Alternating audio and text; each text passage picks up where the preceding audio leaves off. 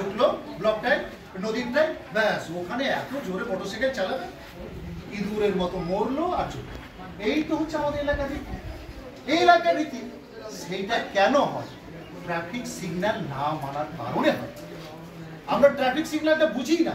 আমরাও কিন্তু পড়াশোনা করেছি, কিন্তু আমি এইরকম মানিকচকের মতন কোনো জায়গায় এত ট্রাফিক নিয়মকে অমান্য করার প্রবণতা আমি কোথাও দেখিনি। আমি মনে হয় I have never seen this problem in the whole district like Manikchak. শুধু মানিকচক বাদ। কেন? অনিয়মটাই মনে হচ্ছে এখানে বড় কথা।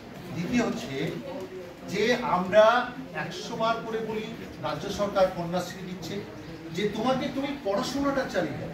হেডমাস্টার প্রতিদিন মুখ থেকে ফেনা চলে যাচ্ছে, না ভাই পড়াশোনাটা করে যাও। অনেক এগিয়েছে। আজকে আমার সুখের খবর, খুশির খবর বুঝে যাও। আর এইচএস হলো কত? 18। Clear cut. এই সময়টা তোমাদের খেলাধুলার সময়, তোমাদের শরীর গঠনের সময়, তোমাদের মানসিক বিকাশের সময়। আর সেই সময় কিছু গার্জেন আমাদের প্রবল আপত্তি সত্ত্বেও বাচ্চাদের দিয়ে দিচ্ছে।